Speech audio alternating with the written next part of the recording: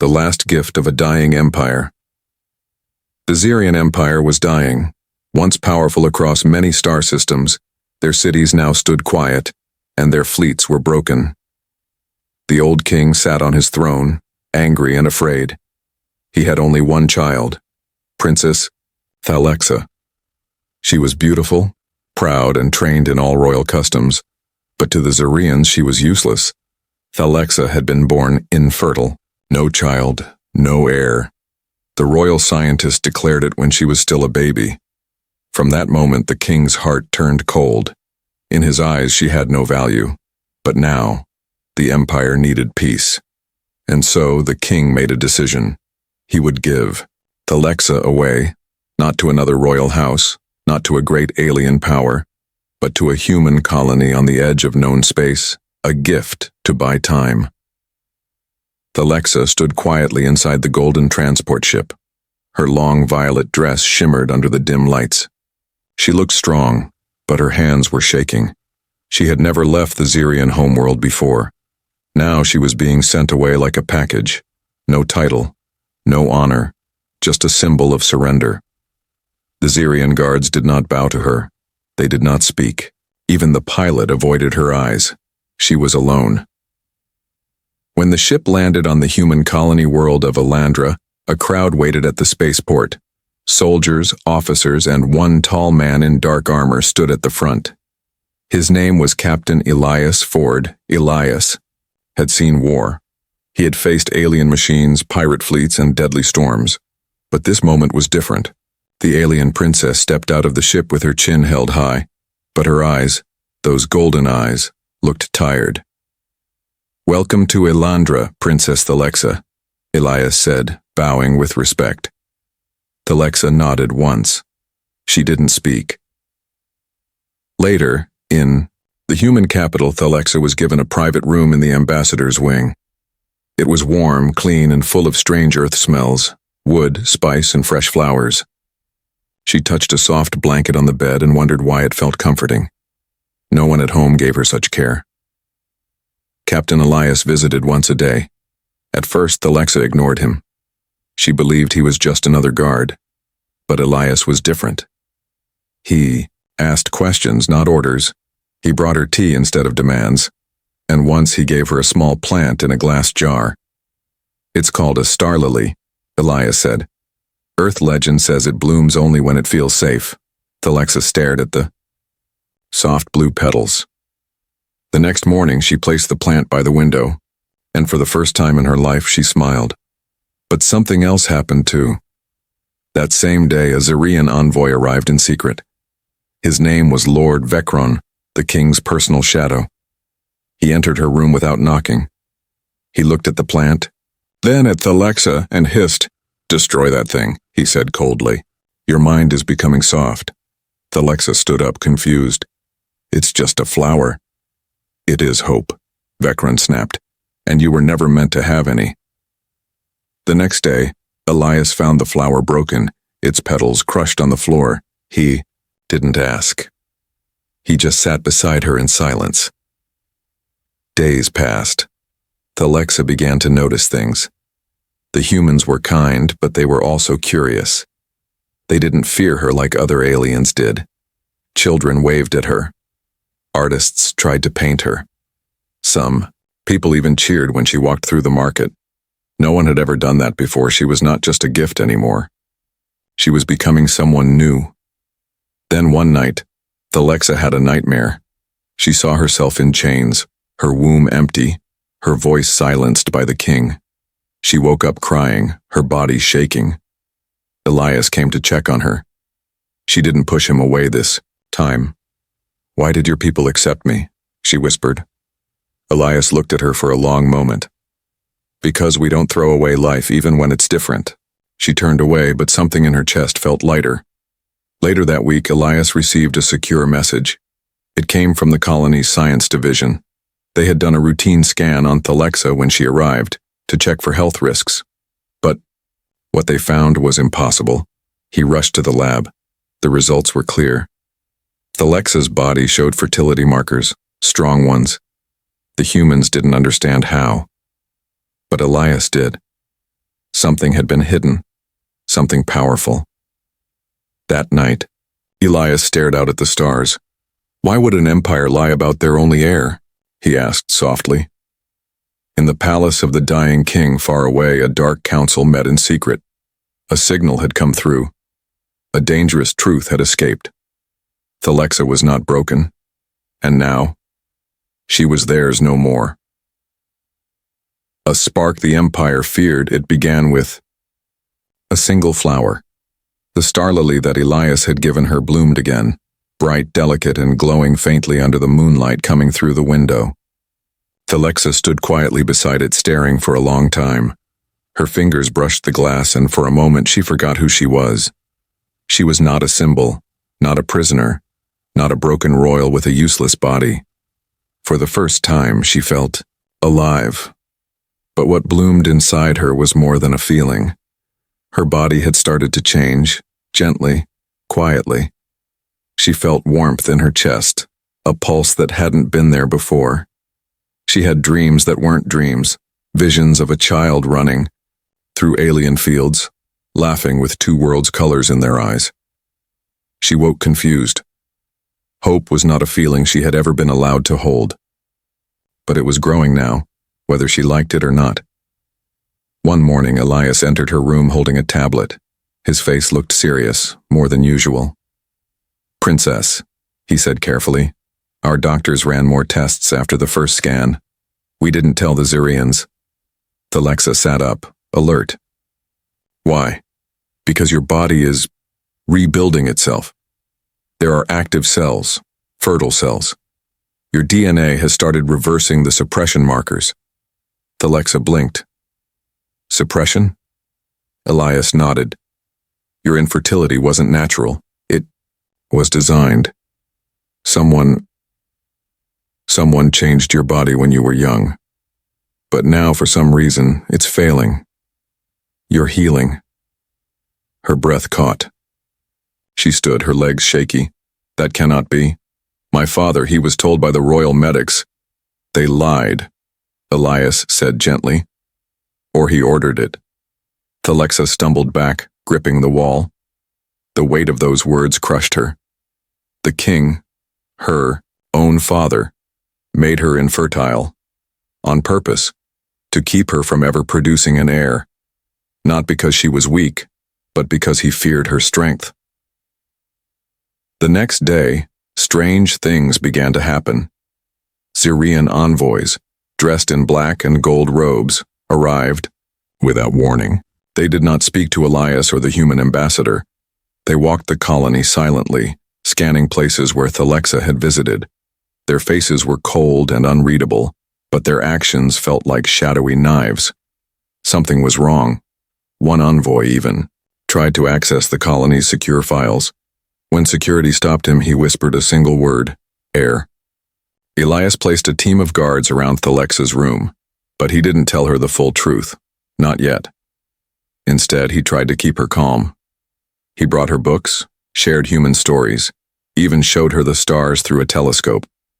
One evening, he asked her, "Have you ever seen Earth?" "No," Thalexa replied. "But I've heard it's loud and kind." Elias smiled. That's one way to put it. But deep down, he was worried. Not for himself, for her. Because now she was more than just a guest. She was a secret both empires might kill for. One night, Thalexa sneaked into the science lab.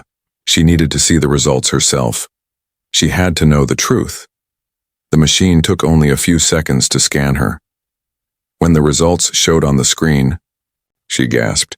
There was a glow, a soft outline within her lower torso. Something small, something new, a life form. She stepped back, heart racing. Her hand trembled over her stomach. Her voice cracked in the silence. "I'm pregnant?" Just then, a shadow moved behind her. A hand reached out, but Elias stepped, in first grabbing the intruder. It was one of the Zirean envoys holding a hidden blade. Elias slammed him against the wall. The envoy hissed. "She cannot carry it," he spat. "The blood of Earth and Zirea must not mix." Elias looked at Thalexa. Her eyes were wide with fear, but also something else. Defiance. She already is, Elias growled. And you're too late. The human guards dragged the envoy away, but the warning had been clear. The Zirean king had sent killers to stop her, not just to erase a princess, but to stop a future. In the human control center, alarms buzzed across the system. Space sensors picked up something large entering orbit, a Zirean stealth ship. It didn't respond to hails, it didn't follow peace protocols, and its weapons were armed. Elias stood by the command table. He knows, he said quietly. The human ambassador frowned. Knows what? That the heir lives. Elias turned to look out the window toward the stars. And now the king wants his gift destroyed before the galaxy learns the truth. Back in her room, Thalexa stood alone. She touched her belly again, whispering a single promise. They will not take you from me. In that moment, something deep within her shifted. She was no longer the last gift of a dying empire. She was the mother of its rebirth. The lie of bloodlines. The stars looked quiet from the surface of Elandra. Peaceful, still. But deep in orbit, hidden behind cloaking fields, the Zirean stealth ship waited like a hunting beast. Inside it, dark-robed agents reviewed the queen's old medical files and sent encrypted messages directly to the king. The princess had defied her sentence. She was no longer barren. And worse, she was carrying a hybrid. Back on the planet, Thalexa paced her room in silence. Her thoughts moved faster than her feet. Each step echoed with the same question. Why did he do it? Why would a father poison his own daughter's future? Captain Elias Ford watched her quietly. He had seen many strange things in the galaxy. Ancient, AI collapsing suns, even time rifts, but none of it compared to the storm inside this woman. She was strong, but something was breaking, and she needed the truth. So Elias showed her what the humans had discovered. Using medical scans, the colony's scientists had traced the exact source of her supposed infertility. The suppressor was artificial, coded directly into her genes before birth. Not a disease, not a condition, a deliberate act of sabotage. The moment she was born, her power to produce life had been hidden like a locked room. Thalexa stared at the data, her golden eyes wide with shock. This was done before I could even speak. Yes, Elias said gently. And it was done with royal access. A silence fell between them. Only one person could have authorized it, her father. The memory came crashing back. She was 6 years old, standing in a cold examination chamber on the Zirean capital moon. The doctors whispered, scanned, frowned. The king stood in the shadows, arms crossed, silent. When they told him she could never bear children, he didn't even flinch. He just nodded once and walked away. At the time, she thought he was disappointed. Now, she realized he had expected it, he had planned it. Thalexa dropped the tablet.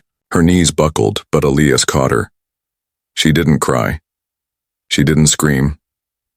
But inside, something ancient and wild rose from the ashes of years of silence. He feared me, she whispered. He feared what I might become. The next day, word of Thalexa's pregnancy leaked to the highest levels of the Human Council. But it wasn't the humans who leaked it. It was the Zireans. A coded transmission had been sent from the colony. Someone on the inside was still loyal to the dying empire. Within hours, a bounty was placed across the black markets. Capture the princess alive, destroy the child. Elias responded quickly. He doubled security, removed all Zirean visitors from the colony, and sealed the science wing. He also moved Thalexa to a hidden chamber beneath the ambassador's estate, old war bunkers built during the First Galactic Conflict. There, under layers of concrete and shielding, Thalexa felt the truth settle inside her. She was no longer royalty, she was a target. But she was also something else now, a mother. Meanwhile, Elias worked with a secret group of Earth's top genetic engineers. He gave them access to all the data they had recovered from Thalexa's medical implant. The scientists dug deeper, and what they found shocked them all. The sabotage to her DNA had a unique signature, an ancient forbidden technique known only to the Order of Silent Blood, an elite group that served the royal family for thousands of years. Their task was simple: ensure the bloodline remained pure. But Thalexa's blood was too strong. It had begun rejecting the tampering. Her body was evolving. Even worse, the fetus showed signs of rapid development. Human and Zirean DNA were supposed to be biologically incompatible. But not this time. This child was something new. Stronger, smarter, faster. It responded to light and emotion in strange ways. Its heart rate synced with Thalexa's whenever she felt threatened. Its cells glowed under lunar exposure. The scientist had only one word for it: impossible. That night, Thalexa sat alone, holding an old Zirean pendant from her childhood. She whispered a forgotten prayer from her mother's tongue. Not to the gods, not to her father, but to the child inside her. "I will not fail you," she said, "not like he failed me." Outside, Elias watched through the security monitors. He saw her talking to the air, her face gentle and glowing. For the first time, she looked not like a princess or a soldier, but like hope itself. He left the screen and walked outside to the balcony. The stars above twinkled as if they knew something was coming. A storm, a reckoning. He had received a new message just hours ago, from a deep human intel branch known as the Shadow Guard. The Zirean Empire had just launched a fleet, not toward war, but toward Earth, to retrieve their broken princess and erase her forever. The King's Fury reignites war, written in third-person style using simple, vivid English and structured in longer, suspenseful paragraphs to hold your audience's attention. Part 4. The King's Fury reignites war. The Zirean fleet did not arrive with a warning. It arrived with silence. Cold, deliberate silence that covered the stars like a death shroud. 12 warships broke through the outer rim of Elandra's orbit. They bore no flags of diplomacy, no codes of peace. Only black armor, sharp as knives, and weapons that pulsed with ancient power. At their center flew a royal dreadnought, the King's personal vessel, once used to conquer planets, now moving toward his own daughter. Captain Elias Ford stood in the human war room, watching the live satellite feed. His jaw tightened. Every screen flashed the same alert. Zirean Royal Warfleet inbound, hostile status unknown. But Elias already knew the truth. They were not here to negotiate. They were here to erase a mistake. Down below, in the hidden chamber beneath the earth, embassy, Thalexa stared at the hologram map projected in front of her. Each red dot represented a warship. One of them, Elias told her, had a unit known only in whispers, the Void Claws. Elite assassins. Silent. Merciless. They answered only to the king. She turned away from the map and pressed her hand to her stomach. He would kill her to destroy the heir. Not for honor, not for the empire, but for fear. Fear that a half-human child would carry royal blood stronger than any full-blooded Zirean. Fear that the throne would no longer belong to him, or anyone he controlled. Thalexa spoke calmly, though her voice trembled at the edges. He would rather burn the stars than see me rise. Elias stood beside her. Then we don't let him. The human council debated. Some wanted to surrender Thalexa, to hand her over, claim neutrality, and avoid war. Others, led by Elias and a few brave governors, refused. They had read the files. They had seen the scans. The unborn child was not just alive. It was awakening. No ordinary fetus grew like that. Its brain activity was already measurable. Its bones were stronger than steel. Its heart pulsed in perfect rhythm with the planetary magnetosphere. A miracle, a spark of something new. To give Thalexa up now would be to kill the future. So the choice was made. Earth would fight. The colony transformed overnight. Barricades rose. Defensive drones flew overhead. Civilians were moved underground. Human soldiers, Trained in anti-Zirean tactics were deployed around the embassy, and in the center of it all, Captain Elias prepared for the one mission that mattered most, keeping Thalexa and the heir safe. But Thalexa had made her own decision. She would not hide. She would not run again. She stood before the human council, in her ceremonial robe, a deep crimson robe she had never worn before. It had been stitched long ago for her coronation, a coronation that never happened. Now she wore it to war. "I am the rightful heir of Zirean," she said. "But I am more than that. I carry the blood of both worlds. This child is not a weapon. He is the future. And if my father wants to kill him, he will have to kill me first." No one in the room doubted her. The attack came at dawn. Zirean dropships broke through the atmosphere like flaming meteors. They landed fast, sharp, and deadly.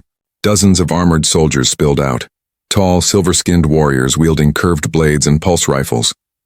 At the head of one unit was General Kale, commander of the Void Claws and the king's most loyal killer. Kale issued a simple order to his troops. The princess lives, the child dies. The streets of Alandra turned into fire. Elias led the defense with brutal precision. Human fighters pushed back block by block. Mechs fired missiles into the skies, drones swarmed the enemy. But the Zireans were fast, too fast. They carved through metal and flesh alike, making their way toward the bunker. Inside, Thalexa felt every explosion like a hammer in her chest. The child inside her kicked, strong, urgent, as if it knew the danger too. And then, the doors blew. Open smoke filled the hall. Void Claws stepped inside. Elias arrived seconds later. He met Kale in the hallway just outside Thalexa's chamber. The two men locked eyes. Kale's face was covered in a bone mask, and his voice sounded like steel scraping. "Stone, you think your blood can protect her?" Kale said. "She was cast away. A curse." Elias raised his weapon. "Then why are you afraid of her child?" They fought. Steel met steel. Sparks flew. The hallway became a battleground. Elias bled. Kale didn't feel pain. But Elias had something. Kyle never did. A reason to win. He stabbed the commander through the side and slammed him against the wall. Kyle's last words were a whisper. "You don't understand what she carries." But Elias did. That night, the humans won. But it was not the end. The king's voice came through the stars, broadcast into every human system. "You dare steal from the royal bloodline," he roared. "You dare pollute it with your filth? That child is an abomination.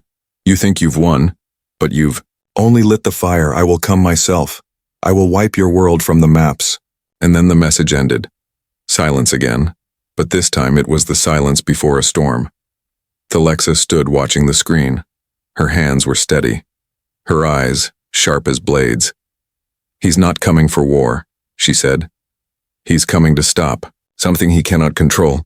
She turned to Elias. "It's time I returned to Zirean." Elias frowned. "Alone?" "No," she said, placing his hand on her stomach. "Not alone. Never again." Rise of the Forbidden Queen. The ship that carried Thalexa home was not a warship. It was a relic, an ancient Zirean vessel that had been buried beneath the sands of Alandra long before humans arrived. Its hull was covered in vines, its systems dead for centuries. But when Thalexa stepped inside, the lights flickered on. The ship knew her. Its core responded to her presence, its engines warming with a sound like breathing. The humans called it a ghost ship. The Zireans had called it a royal seedcraft. A vessel meant only for heirs of the true line, built during the old age when queens ruled by vision, not fear. Thalexa stood in the heart of the ship, one hand on her stomach, the other on the glowing control crystal. "I am not going home to beg," she said. "I am going home to claim." Elias stood beside her, armored and silent.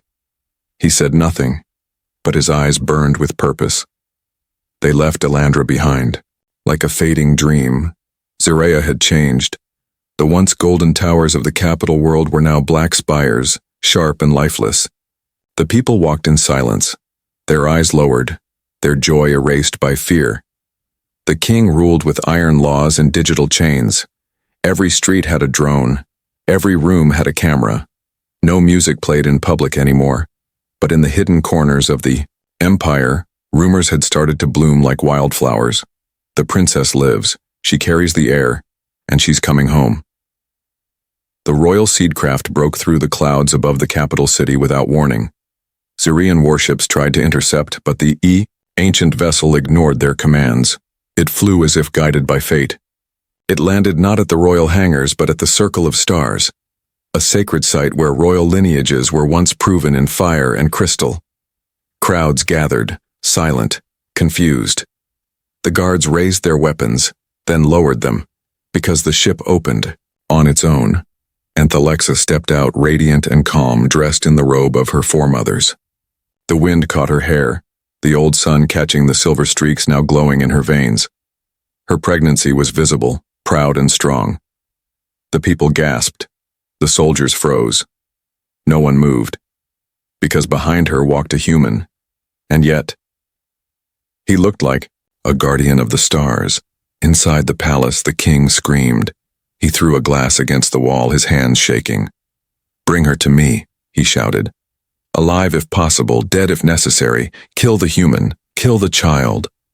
But his generals hesitated. His ministers looked at one another in silence, because the crown of Zareth had just activated, for the first time in 500 years. Thalexa entered the Circle of Stars with Elias and a dozen human allies at her side. In the center of the chamber stood the crown of Zareth floating above a ring of flame. It was an artifact of living metal, passed down only to rulers chosen by the royal spirit. Even the king had never worn it. It had rejected him when he was young. She stepped forward. The crowd watched with wide eyes. No one dared speak. The flame parted. The crown lowered and rested upon her head. The chamber pulsed with light. A blast of ancient energy surged through the room, and the symbols of the old queen's line lit up across the floor. The people knelt. Even the wind outside stopped. When the king marched into the room with his guards, he found a throne no longer his. Thalexa turned to face him, calm and clear. "You stripped me of a future," she said. "You called me broken. You sent killers after your own blood, and now the very world you tried to control has made its choice." The king bared his teeth.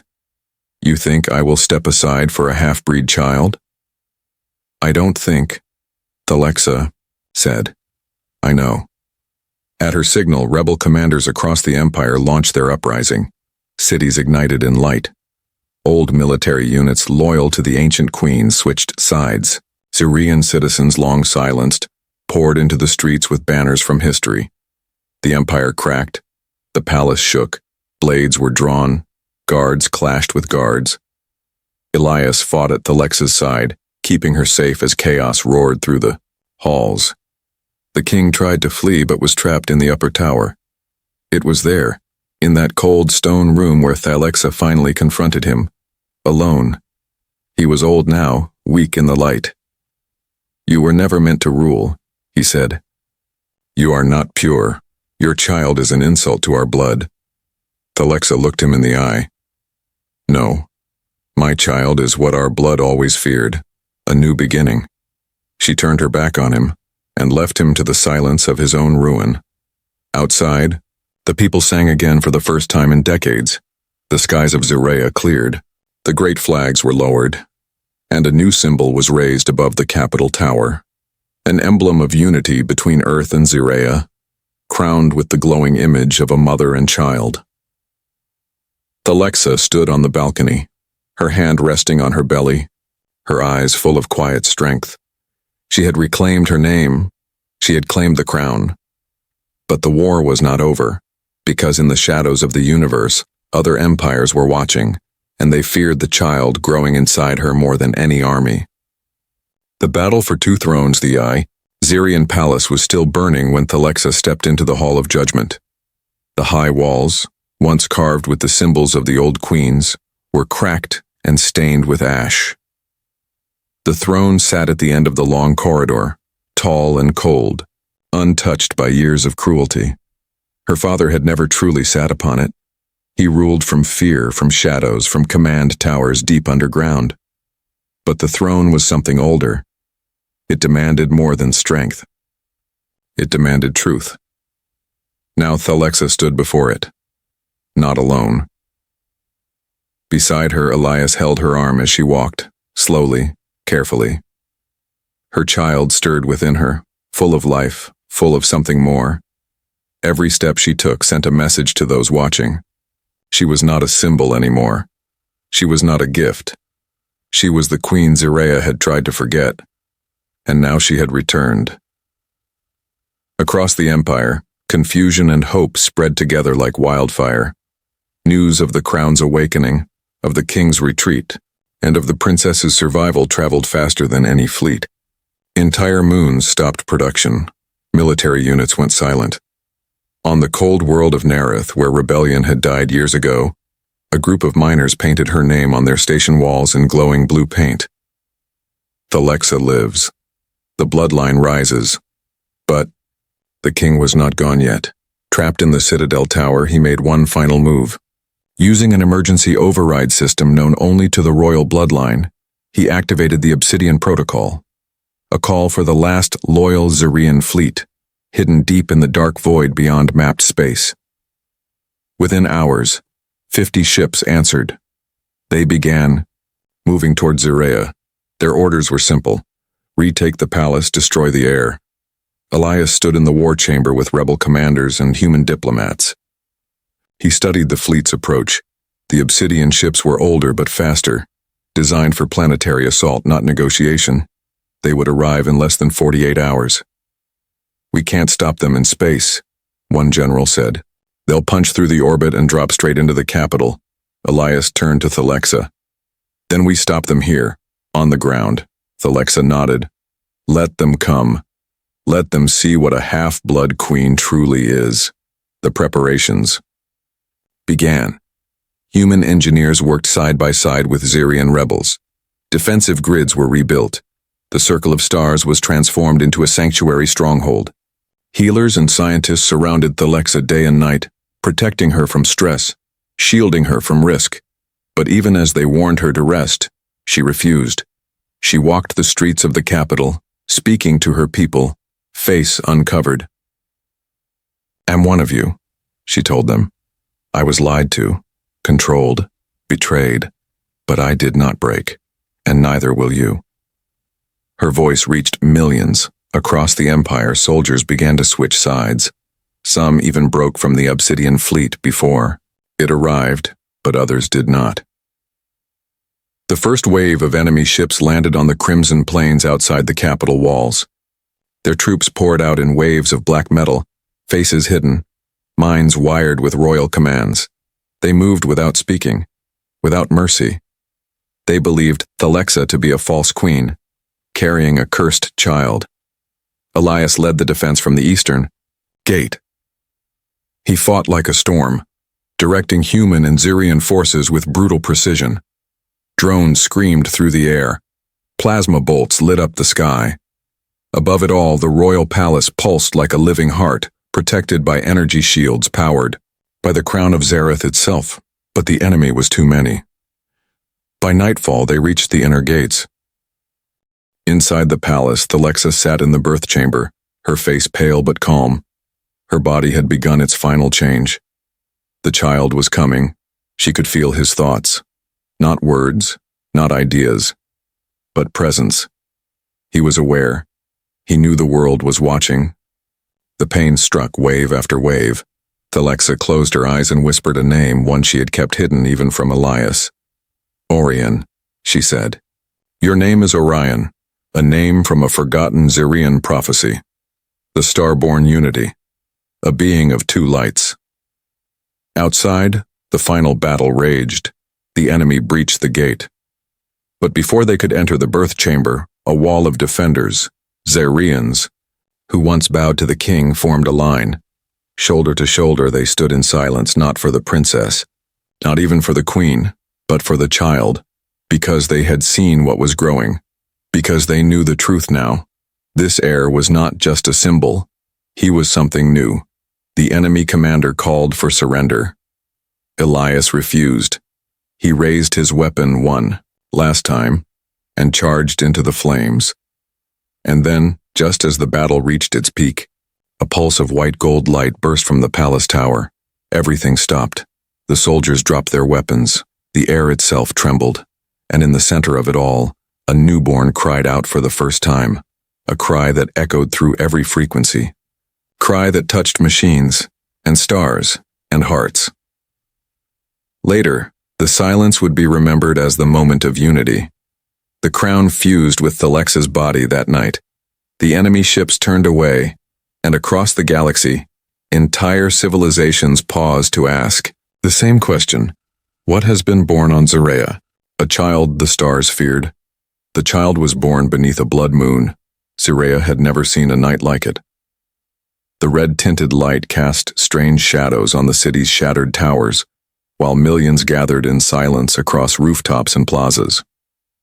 The battle had stopped, not by treaty, not by force, but by something older, something deeper. In the highest room of the royal palace, where the air still shimmered with ancient energy, the queen lay in silence, cradling a life that should not have existed. The boy had no crown, no titles, but every sensor in the chamber, Zirean, human, even the hidden alien tech stolen from forgotten species, picked up something impossible. His heart was not just strong, it beat in sync with the planet. It sang to the very stars. Thalexa named him Orion. The name came from a tale her mother once whispered in secret, a myth long erased by the royal record keepers. It spoke of a future being, not of war, not of empire, but of unity. A child born from two enemies, carrying the light of balance, a bridge, a spark, a change the galaxy would not be ready for. Elias stood nearby, watching with quiet awe. He had seen many things in war, death, fire, sorrow, but never this. The baby's tiny hand wrapped around his finger, and a wave of heat and peace passed through his bones. For a brief second, Elias saw something impossible. He saw Earth's blue oceans. He saw Zirea's silver moons. He saw fire and healing, sorrow and joy, and Orion at the center of it all. A symbol, a future, but not everyone saw it that way. Far from Zirean, in deep regions of space untouched, by light, secret eyes watched. In the cold halls of the Ether Watch, a shadow council of alien civilizations reviewed Orion's birth as a galactic threat. These were species that had hidden from human expansion for centuries. They had feared humanity's hunger. They had feared Zirea's ambition, but this hybrid child was something worse. A genetic match between the two most volatile species in the known galaxy. A child with an unknown signal. A child who already spoke to the machines. This cannot be allowed, one whispered. We've maintained the balance for eons. He is the end of isolation, said another. He will unify what we worked so hard to keep apart. They passed their sentence in silence. The child must be erased before he changed everything. Back on Zirean, the people celebrated. They sang in streets, lit sky lamps, and decorated their homes with silver branches and earth flowers. Flags bearing the symbol of the Unity Crown flew above both human embassies and Zirean temples. For the first time in history, two species bowed to the same ruler. Thalexa ruled not through fear but through story, and the story began with a child. But she felt the pressure too. Every time she looked at Orion, she saw wonder, but also danger. She felt the old systems watching. She felt whispers in the void. Something far beyond her reach had noticed her son, and they were afraid. Elias started training the palace guards with new protocols. He brought in experts, warriors, engineers, biologists from both Earth and Zirean, not just to protect the child from assassins or bombs, but from questions. Questions that could unravel empires, because already Orion was growing too fast. At 3 weeks old, he recognized faces with perfect memory. At 2 months, he could manipulate simple machines with only his touch. At 3 months, he hummed songs. No one had taught him, songs stored in Earth archives, and also songs buried in Zirean tombs. What is he becoming? Thalexa asked Elias late one night. I don't know, Elias whispered. But I don't think we've seen anything like him before. The first attempt came at dawn. An unknown probe entered orbit, cloaked with void tech. It bypassed planetary defenses, slipped past Zirean sensors and parked itself over the Royal Tower. Before it could activate, Orion began crying, not in fear, but in warning. The tower's alarms lit up and Elias shot the device down himself. They examined the debris. The probe was not Zirean. It was not human. Its code matched no known species. Something was coming. Something that feared the child not as a curiosity but as a threat. Years passed. Thalexa rebuilt her empire, not to conquer, but to connect. She formed a council of species, bringing voices from both Zirea and Earth together for the first time. She outlawed the Order of Silent Blood. She opened schools where both human and Zirean children learned side by side.